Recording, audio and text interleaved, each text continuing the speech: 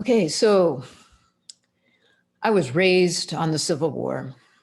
I grew up in a little town in southeast Missouri that changed hands 23 times during that war.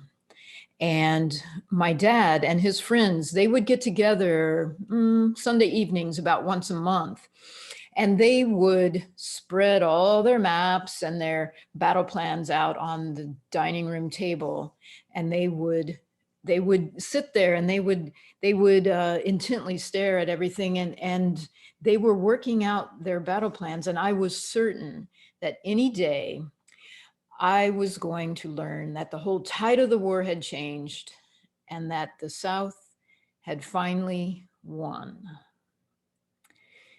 When summer came, our summer vacations were Civil War battlefields.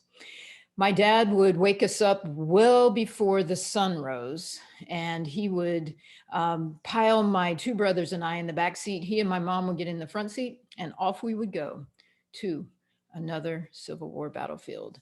Manassas, Antietam, let's see, Gettysburg twice, Shiloh, you name it, we went. Pea Ridge, don't forget Pea Ridge.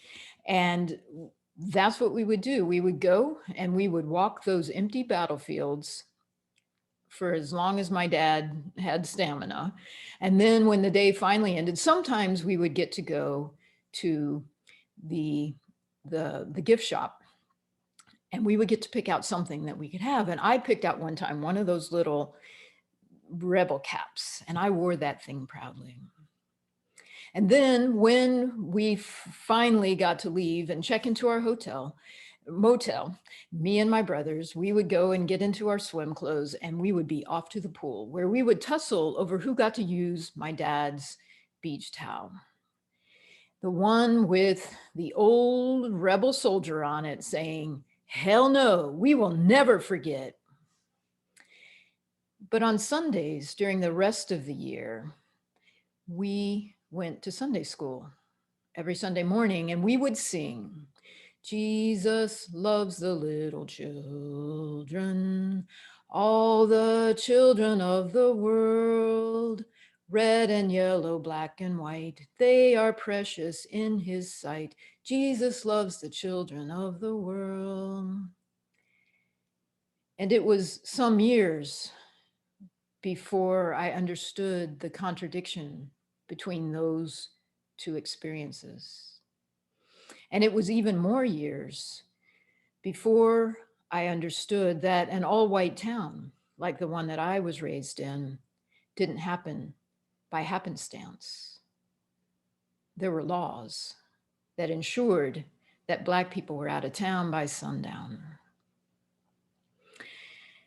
My brothers and I, we would we would just be turned loose, and we would wander the woods and the creeks around my little town. It was the same creeks and woods that my great, probably one more great grandfather and his little brothers and sisters wandered around during that war, wandered around hungry, looking for something to eat. My dad knows his history going all the way back that, but it's not like history, it's just like family stories. He knows his history. He's tracked it down to 1660s, where the first Mayo that he could find left the United Kingdom to come to America. In fact, he took my mom and I on a trip to Ireland so he could take it even further back, because he's pretty sure that we are Irish in the Mayo line.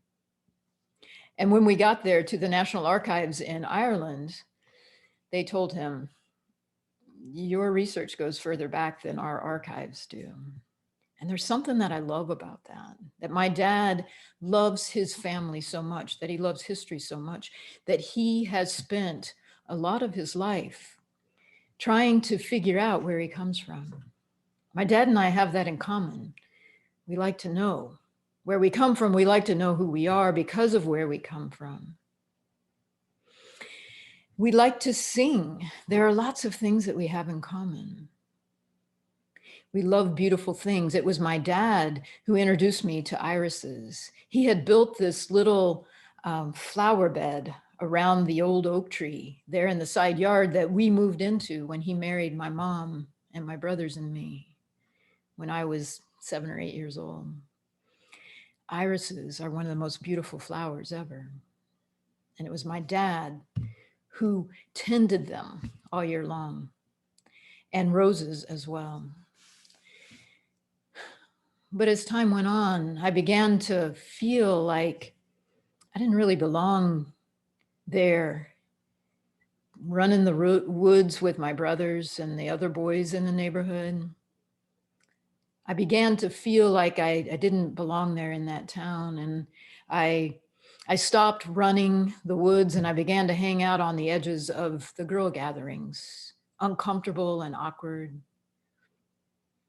I felt like I didn't even belong in my own skin. And when I had a chance to bail on the annual family vacation to another Civil War battlefield, I got a job at the Y Camp out in Colorado. And I found myself drawn to the Northern girls while I was there. I don't know for sure, but I would guess that those Southern girls made me feel uncomfortable, like it was clear standing next to them that I was never going to be what my dad desired me to be, a Southern belle. That summer ended and I went straight back to school to start my junior year of college. It wasn't until Thanksgiving that I had a chance to go back down to visit my family. And I'm going to guess it wasn't even an hour or two, couldn't have been much more than two, before my dad looked me dead in the face and said, "You sound like a Yankee." And I knew that was about the worst thing that he could say to me. And it was clear to me that I really didn't belong there in some way. But time continues to pass, and it's clear to me that my dad and I have so many things in common. I now understand that I love history, now that I know it's more than Civil War battlefields and dates and names of people long gone. Now that I know it's stories, and it's about who you are and where you come from, and who you are because of where you come from. And I find myself trying to figure out how to get myself back home.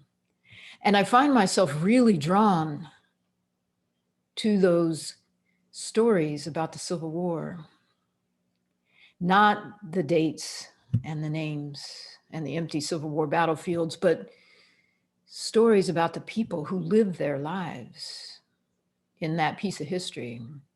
And some of them turned into ghost stories, and I really love the ghost stories. And I found myself a book and I started reading through those stories. And when I found that one about that old man, all dressed in ratty gray uniform, it was like I was there on the edge of those woods that he stood on. And I knew it wasn't the woods from my hometown. I knew that he was not standing in Southeast Missouri. It was somewhere Tennessee or Virginia, but there he was. And there I was watching. As he stepped out of the line of trees and he looked across that battlefield, and there he saw a young man all dressed in blue.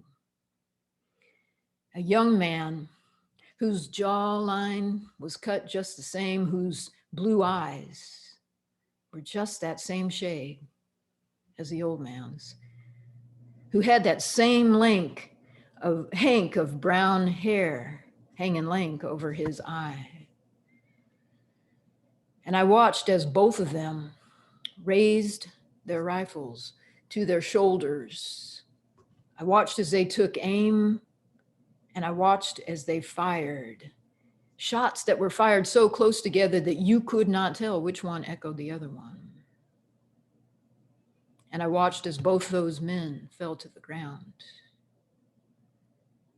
And then I watched as they began to turn to mist and rise into the air as they had done every year on July 18th, since 1863. Or at least that's what the story said.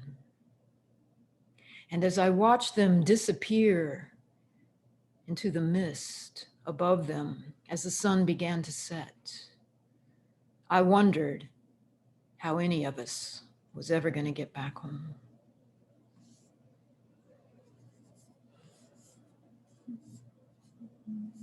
How do you turn this off?